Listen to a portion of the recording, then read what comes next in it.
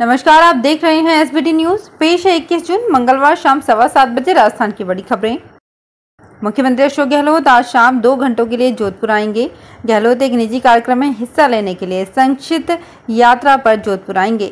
वे निजी कार्यक्रम में हिस्सा लेने के बाद वापस जयपुर रवाना हो जाएंगे। गहलोत की बड़ी बहन विमला देवी का जन्मदिन है, ऐसे में वे उनसे मुलाकात कर वापस लौट जाएंगे। मुख्यमंत्री कार्यालय की ओर से जारी कार्यक्रम के अनुसार गहलोत विशेष विमान से आज दोपहर 2 बजे दिल्ली पहुंचेंगे। शाम 5 बजे विशेष विमान से ही जोधपुर के लिए रवाना होंगे। वे शाम 6 बजे जोधपुर पहुंचेंगे। राजस्थान में जन्म, मृत्यु और विवाह प्रमाण पत्रों के लिए राज्य सरकार ने गुरुवार से जन आधार कार्ड लागू कर दिया, जबकि पहले इन प्रमाण पत्रों के लिए सिर्फ आधार कार्ड ही पर्याप्त होता था। अब जन आधार नंबर नहीं होने के कारण उन्हें ये प्रमाण पत्र जारी नहीं किया जा रहा है। इतना ही नहीं, आर्मी अस्पताल, ASI और रेलवे अस्पताल में होने वाले जन्म और मृत्यु के पंजीयन भी नहीं हो पा रहे हैं। आर्थिक एवं सांख्यिकी विभाग ने आदेश जारी कर 16 जून से नया प्रावधान लागू कर दिया है। अखिल भारतीय कांग्रेस कमेटी कार्यालय में दिल्ली पुलिस के घुसने के मामले में बूंदी के कांग्रेस नेता चरमेश शर्मा ने राष्ट्रपति सचिवालय में याचिका दायर की थी, जिस पर राष्ट्रपति सचिवालय ने केंद्र सरकार के गृह मंत्रालय को कार्यवाही के निर्देश दिए हैं। शर्मा ने 15 जून को ही राष्ट्रपति सचिवालय में याचिका दायर करने के साथ ही राष्ट्रीय मानवाधिकार आयोग में भी शिकायत दर्ज करवाई थी। आयोग के अध्यक्ष के नाम दर्ज शिकायत में उन्होंने दिल्ली पुलिस पर मानवाधिकारों के हनन करने के आरोप लगाए थे। इंटरनेशनल योगा डे के मौके पर दुनिया भर में योग सेशंस का आयोजन किया गया। सियाचिन से लेकर राजस्थान के धोरा तक कई कार्यक्रम आयोजित किए गए। बॉर्डर में सुरक्षा बलों ने योग से फिट रहने का मैसेज दिया, तो शहरों में आमजन से लेकर मंत्रियों और सेलिब्रिटी ने सुबह सुबह योग किया। राजस्थान में भी योगा डे पर अलग अलग कार्यक्रम हुए। राजस्थान की राजधानी जयपुर के जंतर मंतर पर केंद्रीय संसदीय मामले और संस्कृति मंत्री अर्जुन राम मेघवाल ने योग किया। जंतर मंतर कैंपस में ये कार्यक्रम इंडियन आर्कियोलॉजिकल सर्वे डिपार्टमेंट, राष्ट्रीय आयुर्वेद संस्थान, वेद स्वाध्याय पीठ संस्थान ने रखा। केंद्रीय जल शक्ति मंत्री गजेंद्र सिंह शेखावत ने कहा कि राजस्थान में सचिन पायलट से थोड़ी चूक हो गई।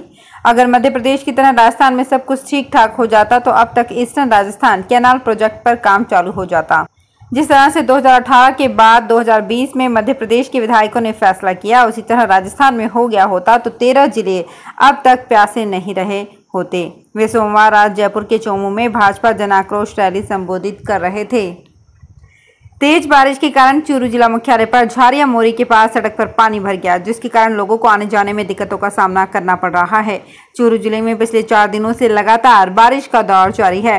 मंगलवार को भी जिले में आज सुबह बारिश शुरू हुई, जो करीब 9:30 बजे तक जारी रही। बारिश के बाद शहर के निचले इलाकों में पानी जमा हो गया और लोगों को आवागमन में परेशानी हुई।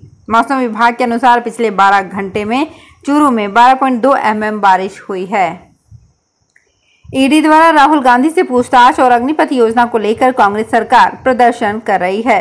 मंगलवार को भी कांग्रेसी कार्यकर्ताओं ने भरतपुर में कलेक्ट्रेट के सामने केंद्र सरकार के खिलाफ प्रदर्शन किया। कांग्रेसी कार्यकर्ताओं का कहना था कि अगर भाजपा सरकार इस तानाशाही को नहीं रोकेगी तो कांग्रेसी कार्यकर्ता सड़कों पर उतरकर बीजेपी के खिलाफ उग्र प्रदर्शन करेंगे। कांग्रेसी कार्यकर्ताओं ने पीएम मोदी का पुतला भी फूंका।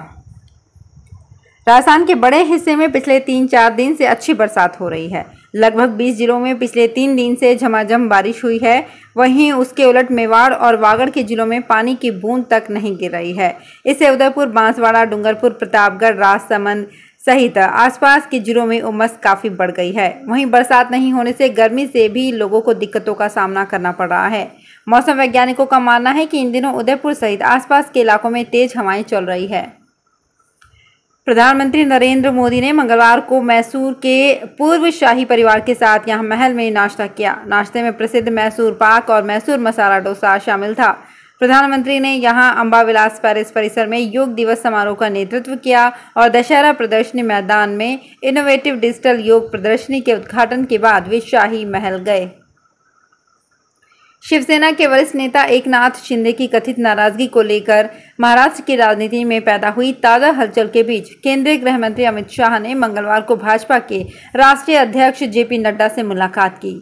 सूत्रों से मिली जानकारी के मुताबिक नड्डा के आवास पर दोनों नेताओं की ये मुलाकात हुई।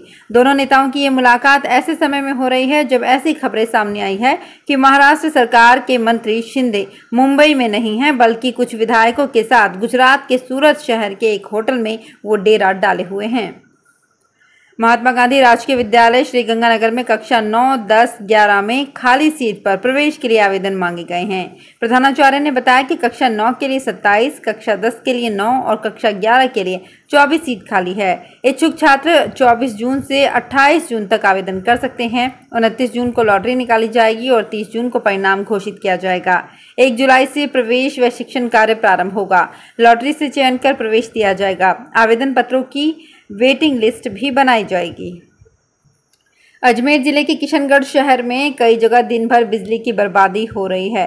ऐसा 1 या 2 दिन नहीं बल्कि बीते काफी समय से हो रहा है। ना तो नगर परिषद इन स्ट्रीट लाइटों के टाइमर स्विच ठीक करती है और ना ही वायरिंग के फॉल्ट आदि सुधारे जा रहे हैं। बिजली की बर्बादी को रोकने के लिए कोई पुख्ता इंतजाम नहीं किए जा रहे हैं। किशनगढ़ के शहरी क्षेत्र में कई कॉलोनियों, बस्तियों और गली मोहल्लों में रोड लाइटें दिन भर जलती रहती है। खोड़ा गणेश रोड, राजा रेड्डी समेत न्यू हाउसिंग बोर्ड क्षेत्र के अधिकांश रोड लाइटें तो दिन भर जलना आम बात है। लोगों ने इस संबंध में अधिकारियों को कई बार अवगत करवाया परंतु कोई सुनवाई नहीं हुई। तो फिलहाल इस बुलेटिन में इतना ही। फिर हाजिर होंगे कुछ और बड़ी खबरों के साथ। अगर आप भी अपने आसपास की छोटी बड़ी और महत्वपूर्ण खबरों से अपडेट रहना चाहते हैं तो सब्सक्राइब कीजिए हमारे चैनल SBT न्यूज को और प्रेस कीजिए बेल आइकन पर।